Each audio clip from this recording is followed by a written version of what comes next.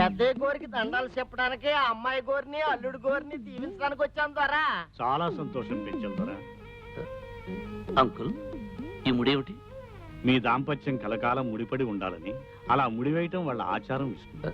అవును బాబు, ఈయన మాకు ఇల్లు కట్టించారు, బళ్ళు పెట్టించారు, దానాలు చేశారు, ధర్మాలు చేశారు. అందుకనే ఈయన మేము పెద్ద దొరగా ఎన్నుకున్నాం. ఈ కుటుంబంలో ఏ శుభకార్యం జరిగినా మేము వచ్చి దీవించడం ఆచారం బాబు. మిగతా కార్యక్రమాలు ఏమైనా ఉంటే త్వరగా కానిచ్చేదరా. అలాగే కానిచ్చేస్తాం దొరా. మీ జంట కిందకి దిగండి దొరా. కొండదేవరకు దండం, జిల్లేడు మల్లేడు తంగేడు తల్లికి దండం. బుల్లి దొరా, ఈ కర్ర తీసుకో దొరా. అమ్మాయి గారి చేతి మీద చల్లగా ఒక దెబ్బ కొట్టు.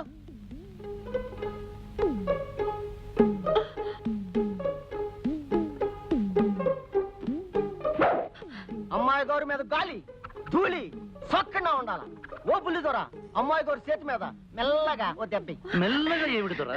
గాలి ధూళి పర్మినెంట్ గా సోక్కుండా ఉండాలంటే కాస్త పెద్ద దెబ్బే కొట్టాలి. చాపు చాపమ్మా. చాపు. గాలి ధూళి పర్మినెంట్ గా సోక్కూడదు. ఓ ఇంకా ఇలాంటివి ఏమైనా కొట్టడాలు గుద్దడాలు ఉంటే చెప్పండి, వెంటనే చేసేస్తాను. ఇప్పకమ్మా ఇప్పకు. కుంగుముడు అట్టాగే ఉండాల. సంధ్యాల నల్ల పూసమ్మ గుడికాడకొచ్చి అమ్మోరు ముందు ముడి ఇప్పది ఇయ్యాల. తప్పకుండా రావాలా, మది పెట్టుకోండి. వస్తాం దొరా. దండాలు దొరా.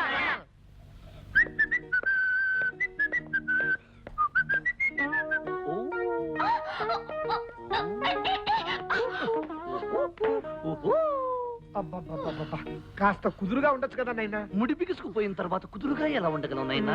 అవును, సాయంకాలం గుడికి ఎన్ని గంటలకు వెళ్ళాలి నాయనా? 6 గంటలకు తగలడాలైనా. ఇప్పుడు టైం అంతా తగిలింది నాయనా?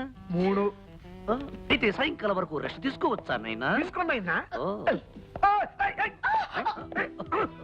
బాబా, ఏ మనిషి అయ్యా నువ్వు? అవును, మళ్ళీ వచ్చింది. నేను గుర్రు గుర్రు అని నిద్రపోతానేమో. తప్పకుండా నిద్ర లేపు నాయనా. మోటు మనిషి. అసలు విషయం మర్చిపోయాను. పోచమ్మ ఎవరున్న దేవతేనా నాయనా?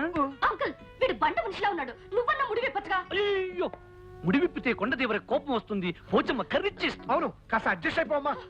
చంపేస్తున్నానయ్యా. ఇదిగో ఉలవలు బస్తా. ఒక్క మాట ఒక్క మాట ఒక్క మాట.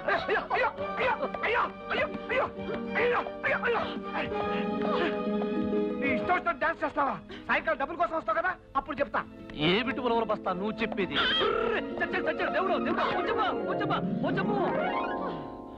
ఈ కొండ జాతి వాళ్ళ ఆచారాలు భలే భలేగా ఉన్నాయి.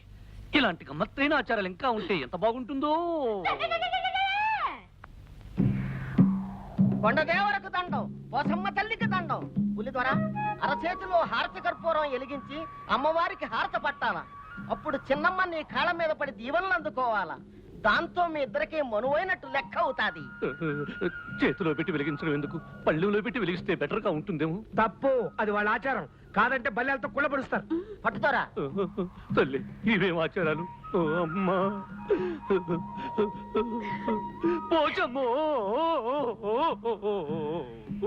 చిన్నమ్మా, నువ్వు బుల్లి దొర కాళ్ళకి దండం పెట్టు. నేను దండం పెట్టాలా? అవును తల్లి, నువ్వు దండం పెట్టి లేచే వరకు బుల్లి దొర హార తట్టుకుని అట్టాగే ఉండాలా.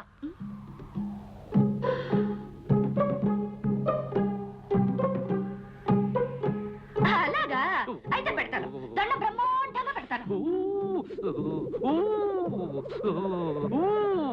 కింద కాలిపోతుంది, వదులు. పెట్టిన దండం చాలు, ఇక లేవమని చెప్పు లాయరు. కళ్యాణి, ఇక లేమ్మా. వదులు. అట్టా తొందరెట్టకూడదు. చిన్నమ్మ లేచిన తర్వాత కింద పడేయాలా. పోచమ్మ తల్లు.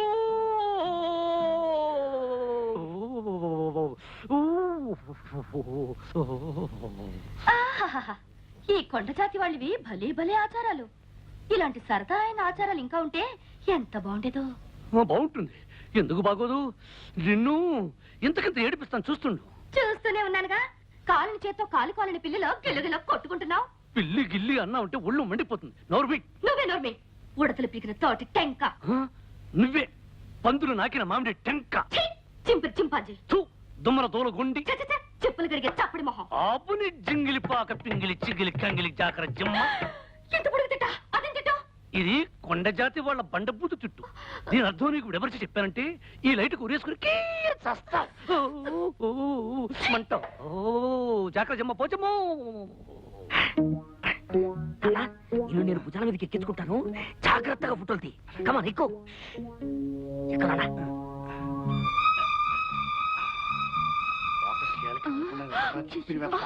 కదలంలే నాన్న, జాగ్రత్తగా తీ. నువ్వు కదిలితే మళ్ళీ ఫోటో కదులుతుంది. కనపడుతుందా నాన్న? బాగా కనిపిస్తుందా? తొందరగా తీ. నువ్వు కదలకు. అబ్బా నువ్వు ఉండవే అమ్మా. అబ్బా ఏమిటే మరి పప్పు గుర్తుతో కొడతావు? రేయ్, ఏమిట్రా మీరు చేసే పని? అయ్యో అది కదన్నయ్య, మరేమో. Shut up. చూసారా, మీ కూతురు అల్లుడు గారు బెడ్రూమ్ లో ఉంటే సిగ్గు లేకుండా అదేదో సినిమా షూటింగ్ లాగా ఫోటోలు తీస్తున్నారు. ఫోటోలు రే పొట్టి గట్టిలారు నీకన్నీ. నోరు మీరా, నువ్వు నా తమ్ముడు అని చెప్పుకోవడానికి కూడా సిగ్గుగా ఉంది. రేయ్, వాడికి బుద్ధి లేకపోతే లేకపోయింది, నీకేమైందిరా? వాడి భుజాల మీదకి ఫోటోలు తీస్తావా? అన్నయ్య నేనేం చేయాలనుకున్నాను? చెయ్యి నరుబై. రేయ్, ఇక ముందు మీరెవరూ ఇంట్లో నా కళ్ళ ముందు కనిపించకూడదు. ఏ? ఆ పెరట్లో పడి చావండి. Get out, get out.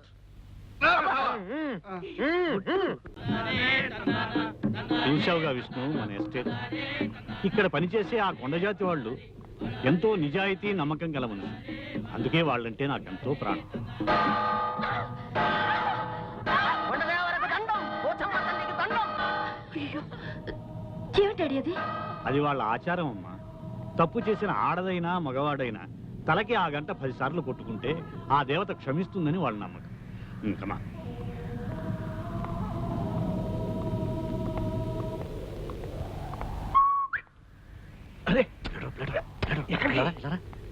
ఇదిగో ప్లేడరు, నువ్వు చెప్పినట్టు నేను బ్రహ్మాండంగా యాక్ట్ చేస్తాను కదా. రోజు ముష్టి పడికేసినట్టు 1000 ఇవ్వడం ఏమిటి? ఒకేసారి 10,000 కొట్టించావనుకో, నా పని అయిపోతుంది. కొట్టించదు కాక కొట్టించను. కావాలంటే ఆ గంట కేసు నీ తల కొట్టిస్తాను. అయితే ఒకేసారి 10,000 లంపుగా ఇవ్వనైనా? ఇవ్వన్నైనా చూద్దాం నైనా. చూసుకోన్నైనా. ఎలా సంపాదిస్తానో చూసుకోనైనా.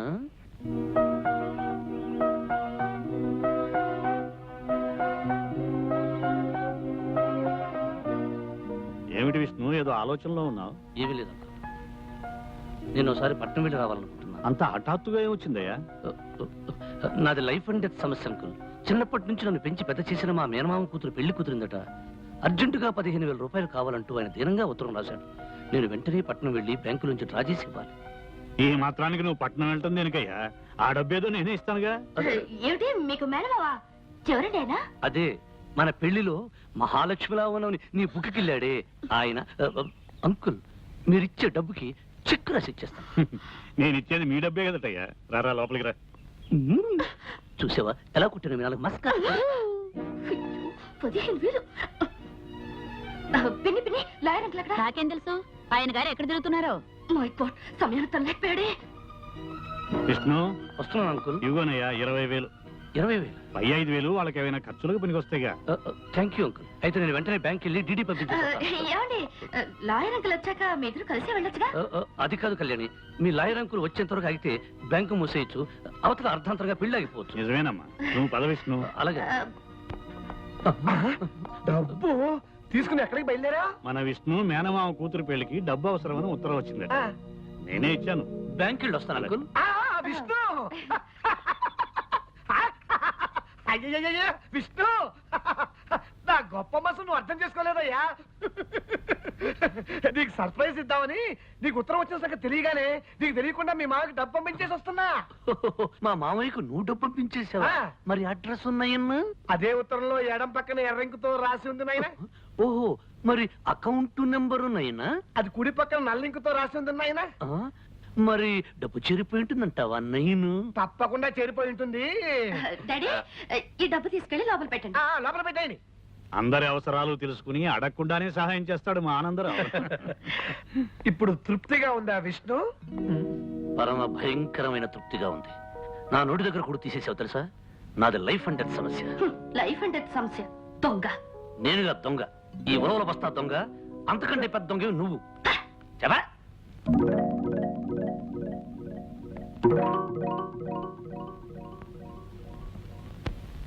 ఏమిటి కామాక్షి నువ్వు చెప్పేది? అవును బావగారు, అమ్మాయికి అల్లుడు గారికి మధ్య సఖ్యత లేదనిపిస్తుంది. రోజు రాత్రి గదిలో గొడవలు పడుతున్నారు. అర్థం లేకుండా మాట్లాడకు. వాళ్ళు గొడవలు పడాల్సిన అవసరం ఉంది? అవును పెదనాన్న, రాత్రిళ్ళు కళ్యాణక్క బావ తిట్టుకుంటున్నారు. మా మాట మీద మీకు నమ్మకం లేదంటే రాత్రి గది దగ్గరికి వెళ్ళి మీరే వినండి.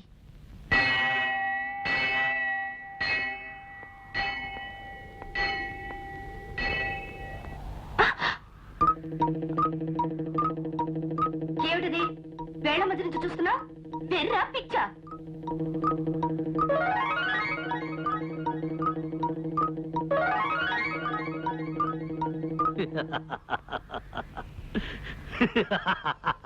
బేసిక్ గానే నీకు పిచ్చి ఈ కొండగాలికి నీ పిచ్చి కాస్త రెచ్చిపోయినట్లుంది. పిచ్చి నాకు కాదే, ఆ చెట్టు కింద లాయర్ గాడికి నీ బాబుకిను. చిదిగో మా డాడీని ఏమని అన్నావంటే నేను ఊరుకోను. ఆ? చిడియట్ రాస్కెల్ ఫూల్. ఏమిటి ఏమిటి ఏమిటి గొడవ పడుతున్నారు? గొడవేం కాదు నాయనా, నీకున్న పేర్లన్నీ ఆవిడ గారు వరుసగా చెబుతున్నారు. నువ్వు ఫూల్ వట, ఇడియట్ వట, రాస్కిల్ వట, నాస్టీ ఫెలో వట. అవునాయనా, నేను ఫూల్నే, ఇడియట్నే, రాస్కేల్నే, పరమ సుంఠనే, దరిద్ర దామోదరుణ్ణే, లేకపోతే ఇంత బుద్ధి తక్కువ పథకం నేను ఎందుకు వేస్తాను? నాయనా బాబు, నా పాలిట భగవంతుడా, నాకు చిన్న ఉపకారం చేసి పెడతావా? హ, నాటకానికి తోడు ఉపకారం కూడా చేయాలంటే టింగ్ టింగ్ ఎక్స్ట్రా అవుతుందన్నయ్యనా. ఇస్తా బాబు, నా ఆస్తి పాస్తులన్నీ రాసిస్తా. నువ్వు ఓ పని చేయి, నా పీక బిస్కెట్ చంపేయి. బాబు, నాకు సంబంధం లేకపోయినా అవసరం లేకపోయినా నీకు డబ్బిచ్చి ఈ నాటకం ఎందుకు ఆడిస్తున్నానో తెలుసా? అనారోగ్యంతో బాధపడుతున్న ఆ మంచి మనిషి ఆఖరి రోజుల్లో ఆనందంగా గడపాలని ఆశతో నాయనా. ఏమిటంత పెద్ద పెద్ద డైలాగులు వాడుతున్నావు? అసలు ఇప్పుడు ఏం జరిగిందని? ఏం జరిగిందా? మీ ఇద్దరు గండు పిల్లలా పోటాడుకుంటున్నారని ఆయనకి తెలిసిపోయింది. అంకుల్ అవునమ్మా, ఆ పురుషోత్తం గారి కుటుంబం మీ గురించి పోలీసు కుక్కలాగా తిరిగి కూపీలాగి మీ డాడీకి చెప్పేశారు. మిమ్మల్ని చెక్ చేయడానికి మీ డాడీ ఈ రాత్రి మీ గద్దె దగ్గర రావచ్చు. ఈ గండం గడవడానికి ఒకటే దారింది. ఏమిటిది? ఆ గాడిది కూడా చెప్పు. ఆ రాక్షసికి చెప్పావుగా? అయ్యో,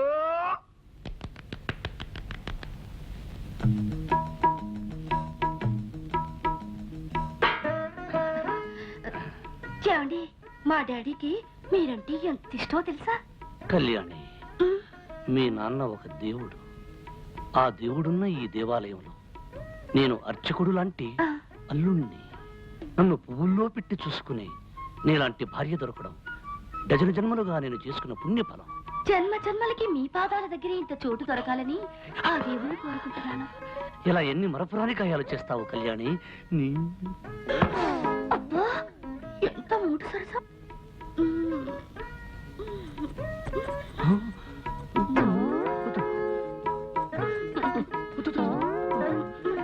వద్దు కళ్యాణి, చాలు కళ్యాణి. నా ప్రాణానికి ప్రాణంగా నిలిచిపోయిన నిన్ను ఊపిరాడకుండా ఉక్కిరి బిక్కిరి చేసి నా గుండెల మీద నిద్రపోయేటట్టు చేస్తాను కళ్యాణి.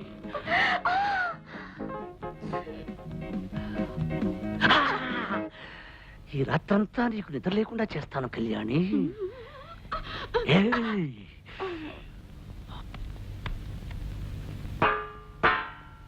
అంకుల్ చలేగై, కత్తిరితో కత్తిరించాలని చూస్తావా బ్రహ్మరాక్షసి?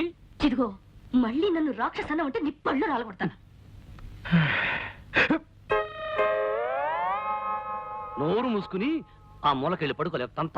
నువ్వే మూసుకో, ఎక్కడ పడుకోవాలో నాకు తెలుసు. అది సరేగాని ఆనంద్, అల్లుడు గారు అమ్మాయి అంతవరకు అంత ప్రేమగా మాట్లాడుకుని హఠాత్తుగా తిట్టుకోవటం మొదలెట్టారేమిటయ్యా? అదే బాబాయ్ గారు అసలైన ప్రేమంటేను. ఇలాంటి జంటల్ని నేను ఎంతమంది చూడలేదు. కాసేపు పోటాడుకుంటారు, కాసేపు గుద్దుకుంటుంటారు. చిన్న వయసు కదండి, ఇలాంటి పంతాలు పట్టింపులు సరసాలు విరసాలు చాలా సహజం అండి. అంతేనంటావా? అంతే అంతే. బాబాయ్ గారు అటు చూడండి, ఎవరు లేరు కదా అని సినిమాలో హీరో హీరోయిన్ లాగా వాళ్ళిద్దరూ ఎలా ఆనందంగా గెంతులిస్తున్నారు.